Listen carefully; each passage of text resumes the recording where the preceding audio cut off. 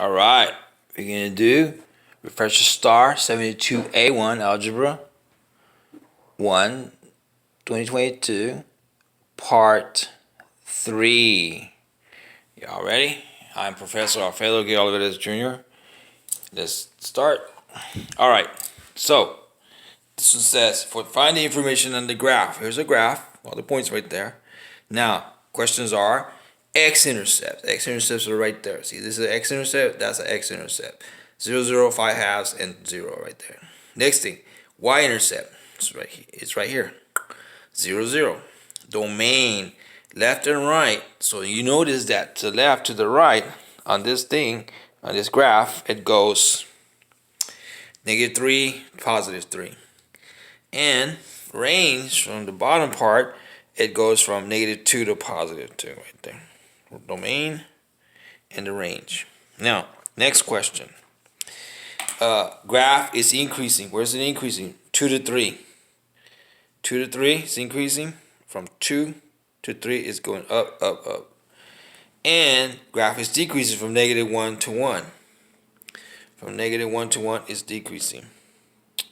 And the graph is constant from -3 to 3 right here, and right here is constant. It's not going up or down, not increasing.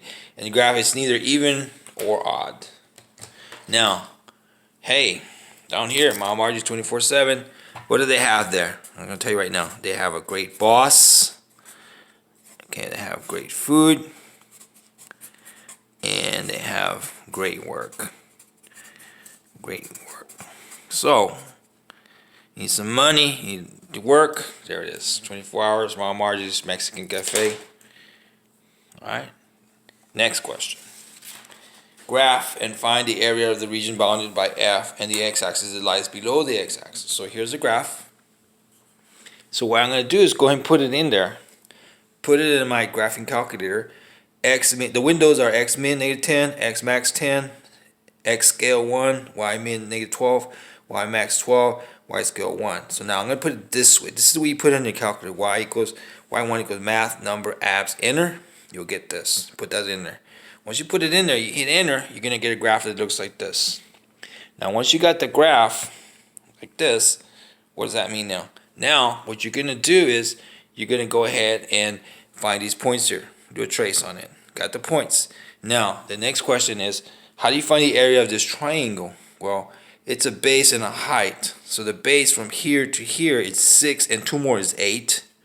And the height is 4. See, this goes down to 4. So area equals 1/2 base height.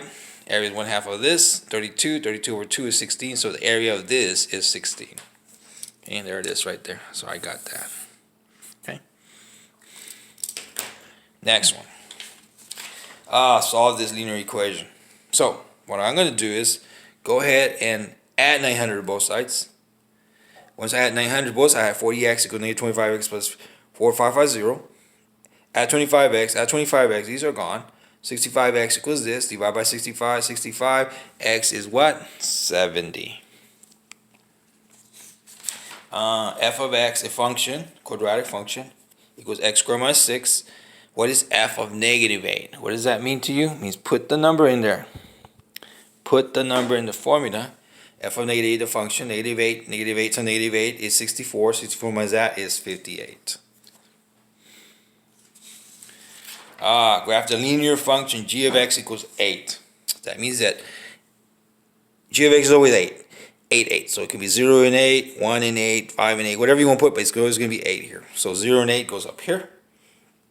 1 and 8 goes right there. So now, another thing, I can rewrite this way. G of x equals 0x plus 8. Notice that 0 is right there. That's the slope, 0. Y-intercept is 8. 0 go up 8. And the function is constant. It never goes, it doesn't increase, decrease, it's just constant. Find the zero of the linear function and graph. Okay. So we're going to set this equal to 0. Solve it at -8 minus 8. So -4 equals that. Divide by -4, divide by -4. And yes, these cancel right here. Boom, gone. Now what? Now we're going to go ahead and x equals 2. Now, so that means that 2, 0 is the 0 for that right there. 2, comma 0. Now, I got another point. What I did is I went ahead and put a 0 in there. 0 times that, 0, 0, and 8, 8. So I have 2 points, 0, 8, and 2, 0. So 0 and 8, and then 2, 0, and connect the dots. That's the easiest way. Alright, next one. Find the equation on a line that has all these ordered pairs here. But I'm just going to take the first two. You just need the first and second. That's enough. You don't need to do all of it. Just the first two. In fact, I'm just going to highlight it for you a little bit. This one and this one. That's it. Don't do all of them. Now, once you know that's what you're going to use, there's a point, there's a point. Put it in a 2-point formula right there. Substitute the numbers in there. So negative, negative is positive. 5 times that is 2. 2 over that is negative 2. Negative 2 times that, negative 2x. Negative to negative is positive. But you still need to add, subtract. Plus 3, minus 3, minus 3. So what's going to happen? You're going to end up with y equals negative 2x minus 1. Again, you don't use all these. Use the first two pairs. For linear equations, a linear equation, just the first two. This one, solve this quadratic equation, huh? Well, what I'm going to do is go ahead and set that equal to 0. Set that one equal to 0. So this one, add 5, add 5, x equals 5. 5x plus 1, minus 1, minus 1. So y equals that, divide by 5, divide by 5. So that's done. And this is x equals negative 1 over 5. This one. Is negative 2 a 0 of the function? Well, then what we find out is put it in the function, the quadratic function. So f of negative 2 is negative 2 there. Negative 2 is 4. And that's asking minus 16. 4 minus 16 is negative 12 plus 12 is 0. So f of negative 2 is equal to 0. So yes, negative 2 is a 0 of the function. Find the zeros of the quadratic function. Alright, so there's our problem. Possible numbers for the last one is 2. 2 times 1, well, that's all there is. And I say that's what it is. Let's check it. A negative times a positive is negative 2. Yes, x and x is x squared. And we have 2 minus 1 is 1 in the middle. Yep, so this matches that one on the FOIL. Now, once we know that, that's done. Now we solve it. X minus 1 equals 0. Add 1, so x equals 1. X plus 2 equals 0. Minus 2, x equals negative 2. So 1 and negative 2 are the zeros of that function. Find the zeros of the quadratic function. Again, what are we going to do? We're going to set it equal to 0. So this equals 0. X minus 1 squared minus 16. Add 16, add 16. So x minus 1 squared is 16. Take the square to the left side, square to the right side. So it's going to be x minus 1 equals plus or minus 4. So x minus 1 equals negative 4. Or x minus 1 equals positive 4. Now, add 1. So guess what? X equals negative 3. Or this one, add 1. So x equals what? Positive 5.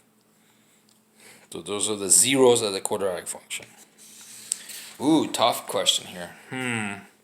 Find the zeros of the quadratic function. You're going to use the quadratic formula for this one. Because, yeah, factor is tough. So, there's a quadratic formula right there. Let me circle that a little bit so you know where it is. It's right there. Quadratic formula. Now, I'm using that. I know that A coefficients, there's A, B, and C. There's A, there's B, and there's C. 2, 6, 1. Put the numbers in the formula. 6 squared means 6 times 6. Alright, and that means 36 minus 8 is 28. But 28, go back to prime numbers. 2, 3, 5, 7, 11, 13, so on. 2 divides 28, 14. 2 divides 14, 7. 7 divides that 1. So 28 is 2, 2, 7, or 28 is 4 times 7. Replace this one with 4 times 7. See right here? So now, the square root of 4, square root of 7. This one I can do. That's just going to be 2 square, negative 6 plus 2, square root of 7 over 4. Take the 2 out from the top, 2 from the bottom. 2 times that is that. 2 times 1 is 2. These 2's cancel. So guess what happens? We have negative 3 plus or minus 1 square root of 7, or negative 3 plus or minus square root of 7. You don't need the 1. The 1 is not necessary there. So the answer is going to be what? The zeros are x equals negative 3 plus square root of 7 over 2, or x equals negative 3 minus square root of 7 over 2.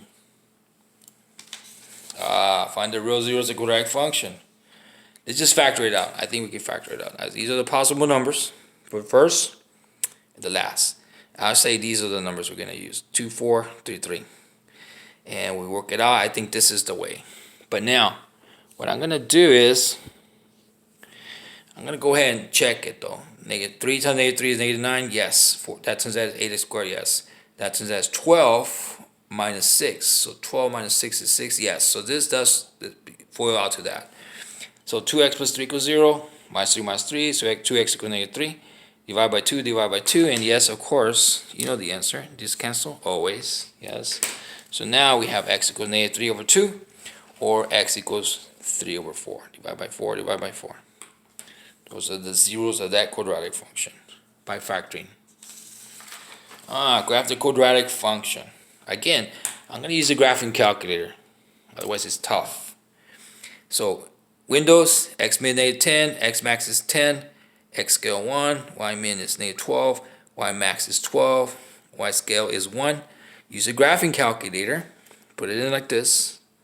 And here's some points that I got when I used the trace or the table. And I ended up with these points right here. And then once I put them in there, connected in, notice that this is the max. Then the max is right here. 1, 1 is the max. Also the axis symmetry is right here. Okay.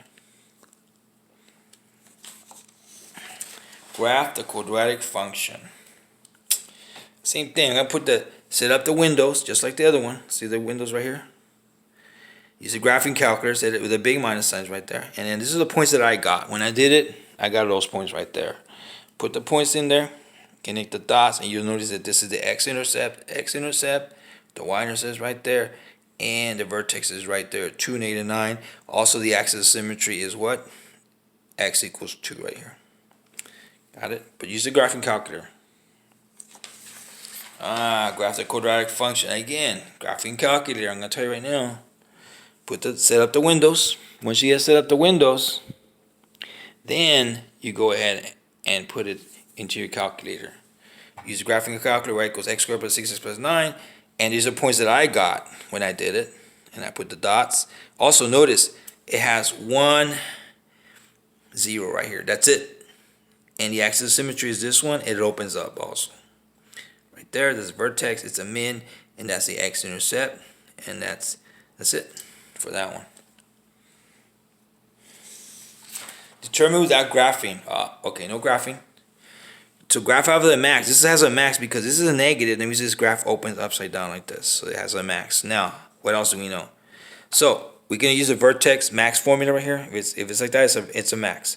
The A is that, B, and C right there, coefficients. Now, put them in there in the vertex formula.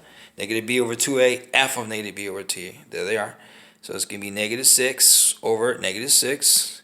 And negative by negative is going to be positive 1. And f of 1. How do you find f of 1? Put it back in the original problem. So put the 1 in there, 1 in there. So 1 times 1 is 1. Times that is negative 3.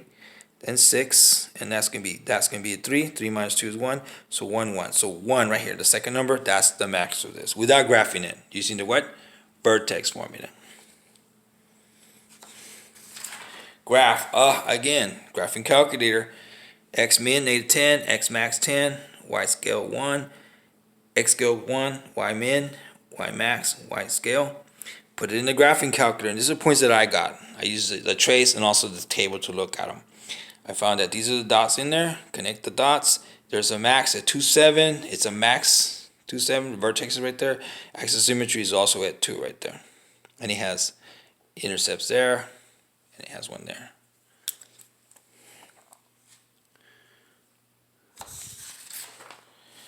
Solve this linear inequality. So what I'm going to do is add 6 to both sides. Add 6, add 6. So 2x is bigger than 8. Divide by 2, divide by 2. So x is bigger than 4 or 4 that way. Don't include the 4. Don't include the 4. Or 4 that way. Don't include the 4. You see that? Do not include it. Okay? Alright. F of x equals 2x squared plus 2x plus 2. Find f of negative 6. Alright, what does that mean? Put the numbers in there. Negative 6, negative 6, negative 6 for the x's. Copy this. Negative 6, 36. 36, that's 72. That turns out it's going to be a negative 12. 2. And this one's going to be 60. 60 plus 2 is 62. So f of negative 6, the quadratic function, is going to be 62. Okay. So now, the surfboard returns. There it is, a surfboard in Hawaii, having fun out there in the ocean with all your little cool decals and stuff on it. Yes, of course. And Oh, broken surfboard, man. Looking for a piece of his surfboard everywhere, all over the ocean. His white stuff's on, all this stuff, cool color stuff. Looking down, trying to find his surfboard. There it is, Matt Shark. Smart bird right there. Yep, hopefully he'll find all his surfboard pieces. Good luck, broken surfboard man in Hawaii. Oh, Math Monster. Is it fun? Not fun. Fun? Not fun. Fun. It's fun. That's the answer. Don't even think about it. It's fun. That's all I'm gonna say. Fun. Okay. All right. Holy cow. 1, 2, 3, 4, 5, 6, 7. That's pretty scary. More scary than this star 7281, huh? Algebra 1. I think so. Oh my gosh. Oh my gosh. More. 1, 2, 3, 4, 5, 6, 7. More scary than the, for sure, than the 7281 Algebra 1, huh? 2022. What could be more scary than that? Well, 7 and 7 of these, huh? Oh, there's a 7. There's a 7. They're hiding. Kind of like this guy's hiding over there. What's more scary than all this? I wonder. Let me see. I know what. Crunchy. That giant one. That giant roach is more scary than the star algebra 172A1, huh?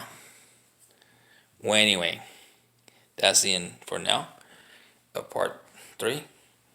Good luck, good luck, good luck. This is Professor Alfredo Olivares Jr. Good luck, good luck, good luck on your test.